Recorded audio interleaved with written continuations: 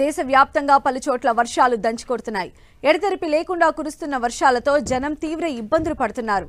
మహారాష్ట్ర రాజధాని ముంబైలో భారీ వర్షాలు కురుస్తున్నాయి. శనివారం అర్ధరాత్రి నుంచి వర్షాలు పడుతూ ఉండడంతో పలు ప్రాంతాలు జలమయమయ్యాయి. మరోవైపు మరిన్ని భారీ వర్షాలు కురిసే అవకాశం ఉందని హెచ్చరించిన ఐఎండీ ఎల్లో అలర్ట్ జారీ చేసింది. థానే, రాయ్గఢ్, ఫాల్గన్ జిల్లాలకు ఆరెంజ్ అలర్ట్ జారీ చేసింది. ఈ జిల్లాల్లోనూ భారీ నుంచి అతి భారీ వర్షాలు కురుస్తాయని అంచనా వేసింది. ప్రజలు అప్రమత్తంగా ఉండాలని, అవసరమైతేనే బయటకు వెళ్లాలని సూచించింది. అటు ఉత్తరాఖండ్లో వర్షాలు దంచుకొడుతున్నాయి. భారీ వర్షాలతో జంగల్ చట్టి సమీపంలో కొండ చర్యలు విరిగిపడ్డాయి. ఈ ప్రమాదంలో ఒకరు మృతి చెందగా చాలా మందికి గాయాలయ్యాయి.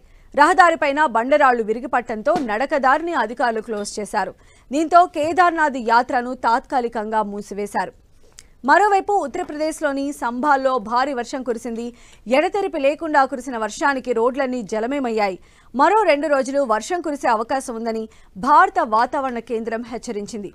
అటు దేశ రాజధాని ఢిల్లీలోనూ నిన్న వర్షం దంచుకొట్టింది. దీంతో లోతట్టు ప్రాంతాలు జలమయమయ్యాయి.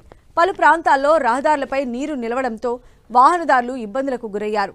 ఢిల్లీలోని సఫ్దర్గంజ్ ఎన్క్లేవ్లో ఈదురుగాళ్లకు మొబైల్ టవర్ కూలిపోయింది. కేరళకి ఇవాళ రెడ్ అలర్ట్ జారీ చేసింది వాతావరణ శాఖ. ఇవాళ భారీ వర్షాలు కురిసే అవకాశం ఉందని హెచ్చరించింది. దీంతో అధికారులు కన్నూరు జిల్లాలో సెలవు ప్రకటించారు. అంగన్వాడీ సెంటర్లతో సహా విద్యాలయాలు అన్నింటికీ సెలవులిచ్చారు. కర్ణాటకలో భారీ వర్షాలు కురుస్తున్నాయి. ఎడతెరిపి లేకుండా కురుస్తున్న వర్షాలతో లోతట్టు ప్రాంతాలు జలమయమయ్యాయి. వర్షం కారణంగా మంగళూరులో రహదారి పక్కన కొండ చర్యలు విరిగిపడ్డాయి. మంగళూరులోని నంతూరు, పంపవెల్, కంకనాడి, కొట్టారచౌలి, ఎంజీ రోడ్ తదితర ప్రాంతాల్లో రోడ్లపై వర్షపు నీరు నిలిచిపోవడంతో భారీగా ట్రాఫిక్ జామ్ ఏర్పడింది.